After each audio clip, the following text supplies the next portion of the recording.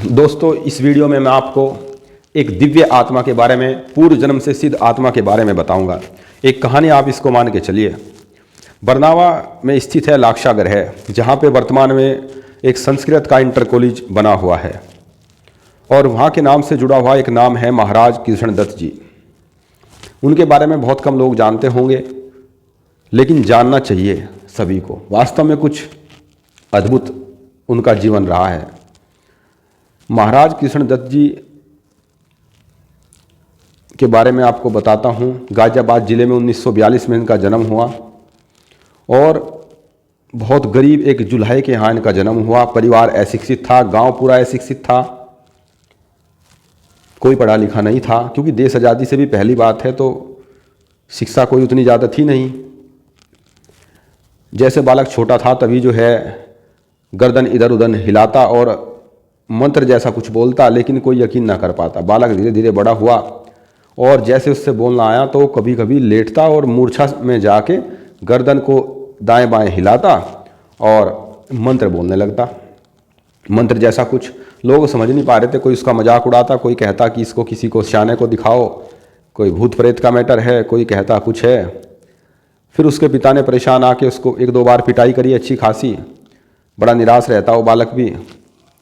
तो उसके पिताजी ने जो है, नानक चंद जी ने क्या काम किया, माताजी सोना देवी थी, उसको गांव के ही एक चौधरी थे जाट, कोई खचेड़ू जी और इंद्रराज जी, उनके यहाँ पे एज ए नौकर उसको जो है भेज दिया कि आपका कुछ काम कर दिया करेगा, आपका हुक्का भर दिया करेगा, आपके यहाँ कोल्लू है गन्ने का, गुड़ बनाने वाला, उसमें गन्ने लगा दिया करेगा, आपके पशु चरा दिया करेगा और उनके लिए चारा भी कई बार काट के ले आया करेगा। इस तरह के आपके कार्य करता रहेगा, पशुओं को नहलाना, घास करना आदि काम। लेकिन उसका बालक का मन वहाँ भी नहीं लगा। जब भी वो जो है कभी भी लेट जाता श्वासन में, चादर ओढ़ लेता, गर्दन इधर उधर हिलाता और कुछ और ही दुनिया की बातें कहता। कोई समझ नहीं पा रहा था क्या हो रहा है। इसके बाद वो बालक वहाँ से एक दिन परेशान होकर अपने पिता की, गांव वालों की बातों से, यातनाओं से भाग गया और लाक्षा ग्रह में एक दूसरे किसी के यहाँ जाके काम करने लगा। वहाँ पे रुक गया और वे भी परिचित ही थे उन दूसरे पहले वाले व्यक्तियों के, इंद्रराज चौधरी हर के, लाक्षा ग्रह बरनावे वाले लोग भी। खैर काम करता, यहाँ पे भी भोजन ले लेता। भद्दी शकल बालक की, कोई ज़्यादा सुंदर नहीं था, क्योंकि श्राप मिला हुआ था सतयुग में कि तुझे एक जन्म कलयुग में लेना पड़ेगा। किसी गरीब के यहाँ बदसूरत तेरी होगी, और रही सही बदसूरत में भी 6 साल की अवस्था में चेचक निकल गई, पूरा चेहरा खराब हो गया। सब कहते थे कि मरेगा बालक, बचेगा नहीं, लेकिन फिर भी बच गया। बट भद्दी शकल बच्चे की बहुत ज़्यादा, क्योंकि श्रापित जन्म था। इसके बाद ऐसे ही बरनावा स्थित कहीं भी घास पे लेट जाता कभी कभी और मंत्र बोलने लगता। एक दिन लाक्षा ग्रह, जहाँ पे जो है कौरव पांडव के महाभारत के युद्धकालीन साक्ष्य आज भी मौजूद है, एक घर बनाया था कौरवों ने पांडवों के लिए कि इसमें ये जल जाएंगे, लेकिन वो बच गए थे। उसके अवशेष, उसके कुछ प्रमाण अब भी वहाँ पे है, टीला है अब भी, वो एक आश्रम बना है अब तो वहाँ पे महाराज कृष्ण दत्त जी के नाम पे ही। मैंने भी इनकी कथाएं कहानी सुनी है, तो उनको मैं थोड़ा इधर उधर से जानकारी इकट्ठी करी, तो बस सोचा आपके साथ शेयर करूं। फिर एक दिन ये उस टीले पे वहाँ लाक्षा ग्रह पहुँचे और वहाँ जाते इनको मूर्छाई, लेट गए श्वासन में, सीधे गर्दन इधर उधर हिलाने लगे और बहुत शानदार कथा और मंत्र कहने लगे, जो बचपन से ही कहते थे, लेकिन बहुत अच्छे तरीके से।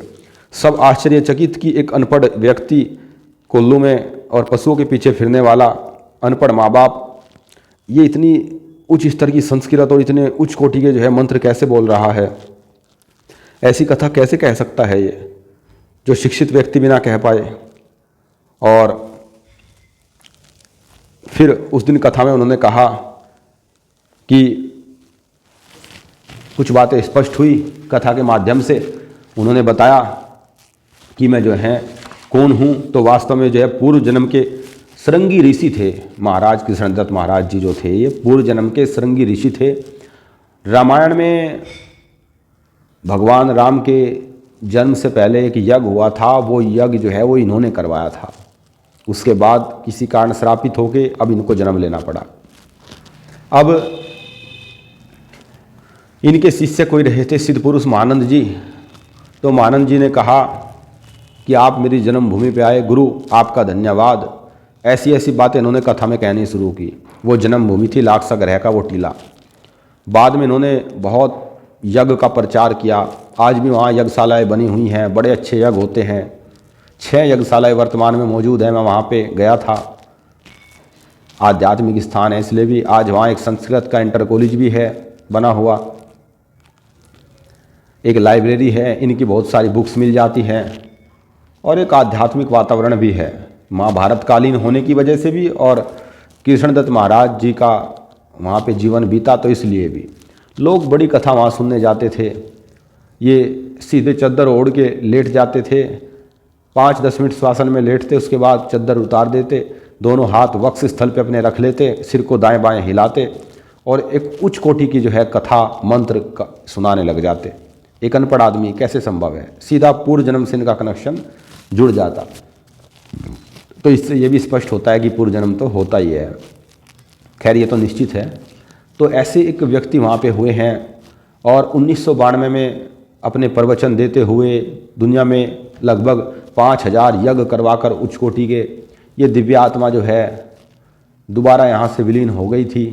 लेकिन उनके प्रवचन, उनके वचन, उनकी किताबें, उनकी कुछ फीलिंग्स उस स्थान पे या समाज में आज भी मौजूद है। तो मैंने भी सुना है बहुत लोग वेस्ट यूपी के क्षेत्रों के वहाँ पे उन्हें सुनने के लिए आते थे। कई बार 10-10 हज़ार लोग वहाँ इकट्ठे हो जाते थे।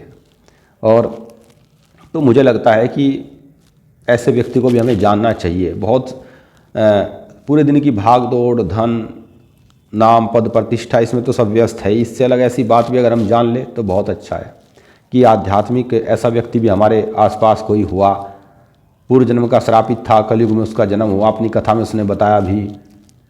और किस तरीके से जो है अनपढ़ आदमी ऐसे संस्कृत और मंत्र और उच्च स्तर की कथा सुना सकता है, महाभारत के समय की, उस समय की सारी बातें बता सकता है, और जो बातें बताई वो सारी सटीक और सच, इसमें तो कोई झूठ हो ही नहीं सकता। तो ये उनकी कुछ बातें, उनकी जानकारी, उनकी मेरे पास जो थी वो मैंने आपके साथ शेयर की। थैंक यू, नमस्कार। उनकी बुक्स मिल जाती है आज भी। मैं आपको चाहूँगा अभी उनका एक फ़ोटो दिखाना। ये वो देखिए आप फ़ोटो में, ये महाराज कृष्णदत्त जी है। नमस्कार।